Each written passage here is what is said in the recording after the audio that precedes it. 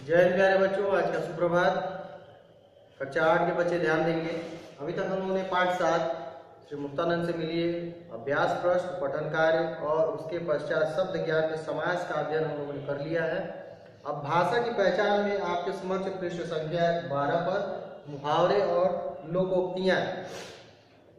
हम लोग अपने आम जनजीवन की भाषा में, बोलचाल की शैली में कुछ कहावतें, कुछ लोकोक्तियां बराबर करते रहते हैं, हिंदी में बोलते रहते हैं। उन्हीं मुहावरे लोकोक्तियों के बारे में आप पढ़ेंगे यार।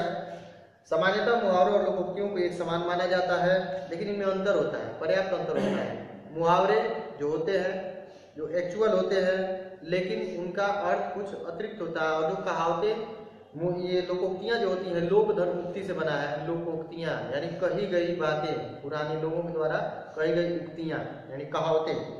तो इनमें जो अंतर है, ये आपके अगले पृष्ठ संख्या 13 पर आप देख सकते हैं। एक कॉलम बना है मुहावरे का, एक कॉलम बना है लोकोक्तियां का। मुहावरे क्या होते हैं? वाक्यांश होते हैं, छोटे यानी वाक्य के छोटे अंश होते हैं। लेकिन लोकोक्तियां अपने आप में एक पूरा सेंटेंस होती है, पूरा वाक्य होती है। दूसरा आपका अंतर देखने को मिलेगा कि वाक्यांश होने के कारण मुहावरों का प्रयोग स्वतंत्र रूप से न होकर वाक्य के अंतर्गत होता है। यानी कभी भी मुहावरों को हम जब कोई वाक्य बोल रहे हैं, एक लंबा सेंटेंस बोल रहे हैं, उसके अंदर उस मुहावरों को यानी वाक्यांशों को रखते हैं, जबकि पूरे वाक्य में रूप में होने के कारण लोकोक्तियों का स्वतंत्र प्रयोग संभव है। लोकोक्तियां यानी कहावतें जो होती हैं, एक पूरे लंबे वाक्य के रूप में होती हैं, जिन्हें हम स्वतंत्र रूप से एक वाक्य के रूप में बोल सकते हैं, जबकि मुहावरों के साथ ऐसा नहीं है। मुहावरों का वाक्यों में प्रयोग लिंग, वचन, काल आदि के अनुसार होता है। मुहावरों का प्रयोग लिंग, वचन, काल यानी समय के अनुसार होता है। लोकोक्तियों का वाक्यों में प्रयोग करते समय इसके रूप में कोई परिवर्तन नहीं होता है, यानी वो जैसी होती हैं, जस का तस वैसा ही हम रख देते हैं। चौथा आपका है, मुहावरे प्रायः लक्षण शब्द शक्ति से संबंधित होते हैं। लक्षणा यानी वो लक्षण बताते हैं, यानी कुछ अलग, यानी जो वो बोले जाते हैं उनका एक्चुअल या वास्तविक अर्थ वही नहीं होता है, कुछ हटकर होता है। वे लक्षण को व्यंजित करते हैं, संकेत व्यक्त करते हैं। जबकि लोकोक्तियां प्रायः व्यंजना शब्द शक्ति से संबंधित होती है। व्यंजना शैली अपने आप को व्यक्त करने की जो शैली होती है, वह जैसा होती है वैसा ही वो वाक्यांश के द्वारा अपना अर्थ प्रस्तुत करती हैं। मुहावरों का प्रयोग सदैव किसी प्रसंग अथवा परिस्थिति के लिए होता है, जबकि लोकोक्तियां जीवन के भोगे हुए यथार्थ का उदाहरण प्रस्तुत, यानी व्यक्ति या मनुष्य या लोग के द्वारा या समाज के द्वारा जो अनुभव ग्रहण किए जाते हैं, उन्हीं अनुभवों पर ये कहावतें प्रचलित की गई है। मुहावरों का प्रयोग सदैव किसी प्रसंग अथवा परिस्थिति के लिए होता है। जब कोई ऐसा प्रसंग या परिस्थिति आता है जहां व्यंग या कटाक्ष करना हो, वहां मुहावरे प्रयोग में आते हैं। लोकोक्तियां जीवन के भोगे हुए यथार्थ को उजागर करती हैं। मुहावरे किसी क्रिया को पूर्ण करने का काम करते हैं, जबकि लोकोक्तियों का प्रयोग किसी कथन को स्पष्ट करने के लिए होता है। मुहावरे अतिशयोक्तिपूर्ण नहीं होते हैं, लेकिन लोकोक्तियां अतिशयोक्तियां बन जाती हैं। ठीक है, तो ये आपके अंतर थे, इन अंतर को आप पढ़ लेंगे। आपका अब हम मुहावरे की तरफ चलते हैं। मुहावरे का आप जो शाब्दिक अर्थ है वो है आपस में क्या करना? बातचीत करना, अभ्यास या बातचीत। तो मुहावरे का शाब्दिक अर्थ आप देख सकते हैं, अभ्यास या बातचीत। उसके नीचे पीले बॉक्स में, येलो बॉक्स में बना है मुहावरे की परिभाषा, इसमें दी गई है, डिफिनेशन दी गई है। जो वाक्यांश अपने सामान्य अर्थ को छोड़कर किसी विशेष अर्थ को प्रकट करते हैं, वहां मुहावरे यानी उसे मुहावरा कहते हैं। यानी वो जैसा लिखा जाता है, आप उसका एक्चुअल या वास्तविक अर्थ वही नहीं लगा सकते। उसका वास्तविक अर्थ कुछ व्यंग या कुछ हट के होता है, जो निश्चित रूप से उसी अर्थ को प्रकट नहीं करता है। जो अर्थ वहां पे आप, जो शब्द आपके समक्ष या जो वाक्यांश लिखे होते हैं, उनका एक्चुअल या वास्तविक अर्थ हम मुहावरों के संदर्भ में नहीं लेते हैं, उसका अर्थ कुछ हट के होता है। लक्षणा शब्द शक्ति से ये युक्त होते हैं। तो प्रचलित मुहावरे हैं, आप देखेंगे पृष्ठ संख्या 13 पे ही, 13 पर ही, जो पीले बॉक्स के नीचे दिया हुआ है। मुहावरे, दूसरा कॉलम है आपका अर्थ, तीसरा कॉलम है आपका वाक्य। तो ये पहला आपका है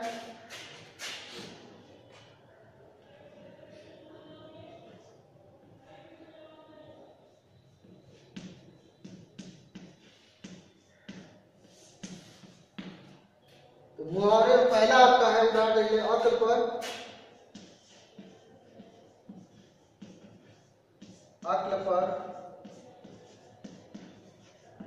पत्थर पड़ना। तो यहाँ जिस प्रकार ये मुहावरा लिखा गया है, अक्ल पर पत्थर पड़ना, अक्ल यानी आप समझ सकते हैं हमारा दिमाग, हमारी बुद्धि, तो अक्ल पर पत्थर, पत्थर से भी आप परिचित है, तो हमारी बुद्धि हमारे दिमाग में पत्थर गिरना या पड़ना नहीं होता है। इसका एक अन्य अर्थ होता है अक्ल पर पत्थर पड़ना, यानी अक्ल का दब जाना, बुद्धि भ्रष्ट हो जाना, बुद्धि का कार्य न करना। इसका एक सीधा उदाहरण समझ सकते हैं कि किसी व्यक्ति पर अगर उससे अपेक्षा से अधिक बोझ लाद दिया जाए तो वही धराशायी हो जाता है, वह कार्य नहीं कर पाता है, वही दब जाता है। इसी प्रकार इसका एक लक्षणा अर्थ जो है निकलेगा कि अक्ल पर पत्थर पड़ना, यानी अक्ल का दब जाना, यानी बुद्धि कार्य न करना, बुद्धि भ्रष्ट हो जाना।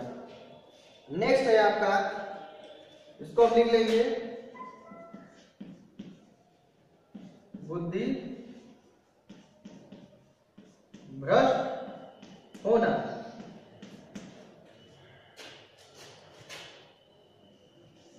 दूसरा आपका है इधर उधर की हाँकना।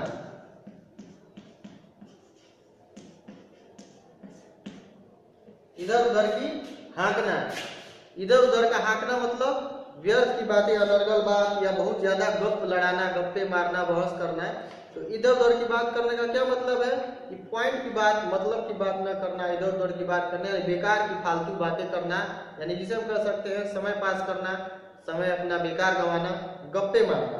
तो इससे हो सकता है बहुत बातें करना या गप्पे मारना।